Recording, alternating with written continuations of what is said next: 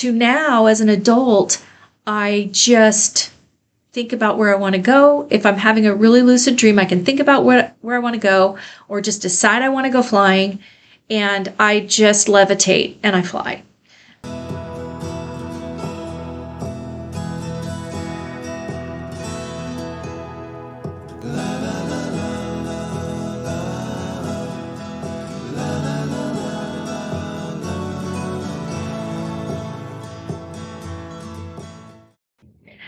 Hi, and welcome back to my art vlog. I'm Cheryl, and I'm trying to keep you updated on my journey through the Milan Art Mastery Program. And I just finished up with week 8, I believe. So yeah, today is the last day of November that I'm actually filming this. And so I want to share with you the couple previous weeks that I didn't get a chance here with the holidays and everything, really do any videos. So anyway, I showed the charcoal sketch, and we talked about that a little bit in the previous vlog video. And if you go to my my videos and look, you can see the different categories, and it shows me actually doing some of those charcoal drawings. And I threw one in there of me drawing my dad's old truck, his old Ford truck, just because I really enjoy the charcoal drawing, and sketching helps me just kind of keep my right brain, my creative self flowing. So I do just kind of sketch, and I need to start using a sketchbook. That would be a smart idea.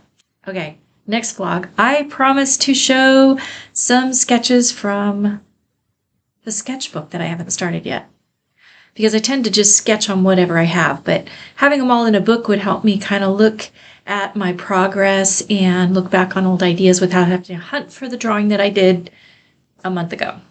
Anyway, besides all that, during the charcoal city sketch that I did, in that time we also did an alla prima city painting, and this was that, and it's okay. It really didn't turn out as well as I wanted it to. It's kind of messy. I kind of gave up after a while because I just felt like my colors were getting muddy, and so I'm a perfectionist when it comes. If the buildings look like they're leaning, I get frustrated, and then I get lazy because I don't want to start over. So I'm trying to work on those parts of me that are probably not conducive to being a successful artist. But anyway, this was that, and I really learned a lot from it. So it may not have turned out really well, but at least I learned some things. That's the point, right? So also in the mix of that week, I entered, I'm part of the art club, so I pay a monthly subscription to be part of the art club. And the reason I did that with Milan is because I feel like getting those extra little art tips, or just participating in some of the little contests and things that they have, I'm able to interact with other artists and network.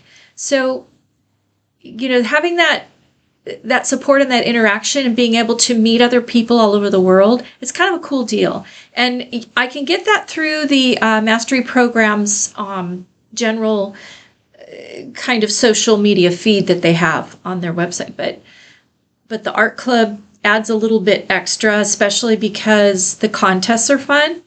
And I entered the first one with this unicorn poem, and it was to do a collage on a unicorn and unicorn poem. I should probably show you that.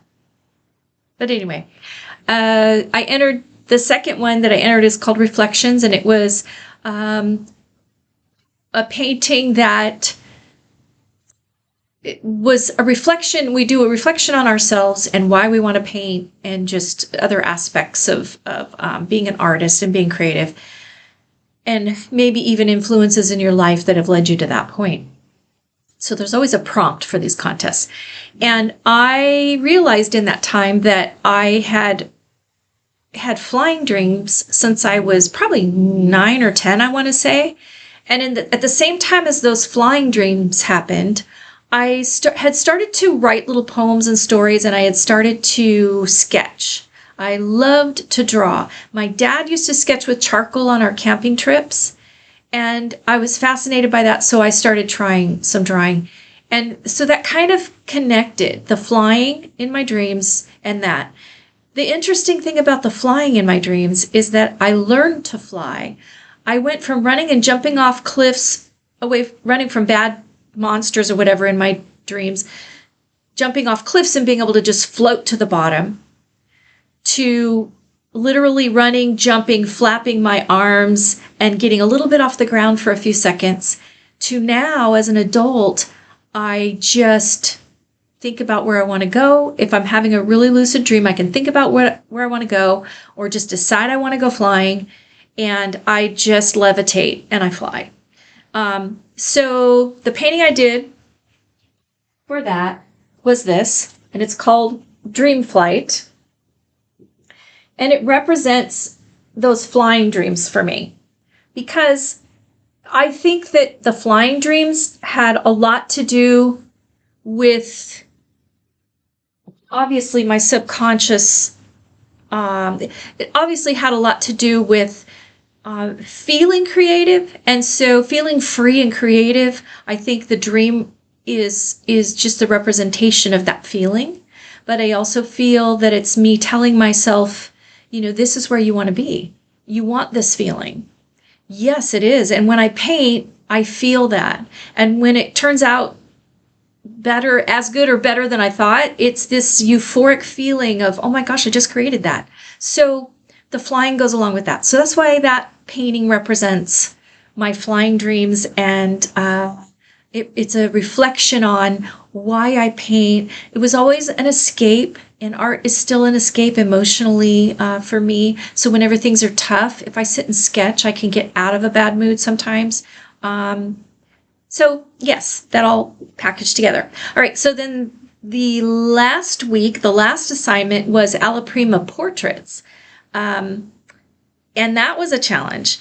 Alla prima is challenging for me anyways. And for those of you who don't know, alla prima just means all at once. You're painting it in one setting. You're not doing like layers over a couple days. So it's challenging to me because I tend to get muddy colors. That's why I was always an acrylic painter, because I could wait like maybe a half hour and then go do another layer. And so I was able to avoid muddy colors that way. With oil alla prima, it doesn't dry for days. So you're painting, even if you're doing layers, it's taking forever. I'm not a patient person. But learning alla prima helps me, because with oils, then I can do it in one setting, but it's a challenge because of the muddy colors that I get. So I'm still working through that.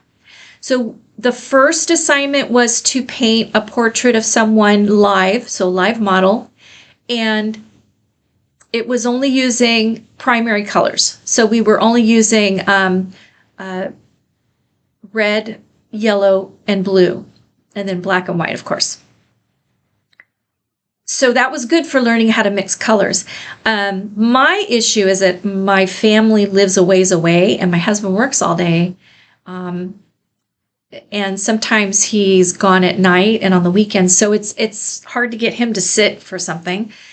My son is here all the time, but he, like we said, having severe autism, for him to sit in a pose is not going to happen.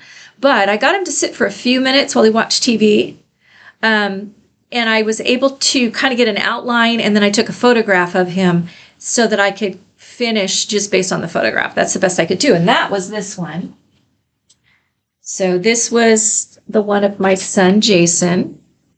It's okay. His jaw, this is way too wide. This is funky. So I'm learning about just different proportions that I need to watch for. I tend to have a problem, trying to get rid of that glare, but anyway, I tend to have a problem with that. I notice in a lot of my portraits that I've got this whole area is always too wide. Where did that come from? Oh, it's charcoal. Anyway, so that was my portrait of Jason, and it turned out okay. I mean, considering it was just 3 colors, and I've never tried to do a live portrait before. So then we had to do a full figure portrait. So here's my full figure portrait of my husband, because he did get a chance to sit for me. It's really funny, and there's foreshortening, because the way he was sitting, he was leaning back in a tall chair, and his knees were pointed forward at me. So I had to try to figure out how to do that. So his head, he said he looks like a pinhead. So his head is too small, I think, and his shoulders are probably too broad, because he's a small framed person, muscular but small frame. Anyway, so a few mistakes. I don't like his hand. This hand right here. This one turned out better than I expected. I thought that one was going to be the hard one, holding his drumsticks. By the way, he's a drummer, so he insisted on holding his drumsticks. This was comedy. I should have filmed this, because he was doing all kind of voguing and posing before we started, and I was laughing really hard. All right, so this is the funniest part of the week. Before we did the painting, we had to do a sketch, a live sketch. So my husband again sat for me as the live model, and I sketched him. And then after I was done, because this looks like him actually, his face, that pretty much captures his face, I think. This, I don't know, he looks like I'm not sure, but he doesn't look like him. But anyway, it doesn't matter. When I asked my son Jason, who is this? After I did it, he came in to see what I was doing, and I said, Jason, who's this? And I thought I fully expected him to say, that's Mike. It's Mike. No, he says, the devil. It's like, what? So I think it's because maybe the eyes, but then later when I asked him again about it, he started singing Running with the Devil by Van Halen, which is a song that he's always liked. And I thought, what does that have to do with anything? So then I thought, well, is it because that's the only thing he knows to say that has that word in it? Is it because Mike looks like somebody from that band? But there's no one in that band that looks like that. I have no idea where he was going with that, what was in his head. But yeah, every time we ask him, that's what he says that is. So Mike thinks that's pretty funny, because, Mike has a little devious part of him, and always talks about when he sees something like something not horrible, but I mean, if somebody does something really dastardly, he says, that makes my horns itch, so he jokes about that all the time. So inside joke for the family, but it was pretty funny for me. So that's what we did. That's what I've been doing the last couple of weeks. And then just waiting for the next assignment to start. And I believe it's small scale realism, I think is the title of the lesson. So I will try to film some of those so that you can watch over my shoulder as I attempt to do realism. So we'll do some more vlogs about that. One thing I am starting to realize through this process, though, and I'm not sure, I think because of the fact that I've always enjoyed surrealism, and I've enjoyed painting a lot of anthropomorphic things where animals are in human settings doing human things. I've always thought that was funny. Since I was a kid, I used to draw all the time. I'd draw a horse sitting with its legs crossed in a chair drinking wine. I don't know why, but that's something that I always drew as a child. So through this process, I'm really finding myself attracted to not only what they call abstract realism, which is kind of Milan's specialty, but also what I've discovered as magic realism. And magic realism is, that's a genre in movies as well as books. It's a realistic, everything in it is realistic. There's nothing that's like coming from the dark psyche or, monsters or what have you necessarily, but it's realistic things, but placed in an odd combination, let's say. So I've discovered a few artists that I am really fascinated by, and I'm going to do a vlog just about those artists and why I really like magic realism. But that's something that I'm starting to think about for the future. When I start developing, what is my style? What is my voice? What do I want to paint? Well, I know that that is one of the types of, I guess you'd call it a genre. That's one of the things I want to look more into because I enjoy that. Anyway, thanks for watching today. And I will try and film myself doing some of the small scale realism, or at least one of the paintings that I do, and let you join with me on that. All right? Enjoy the rest of your day, and we'll see you on the next one. Bye.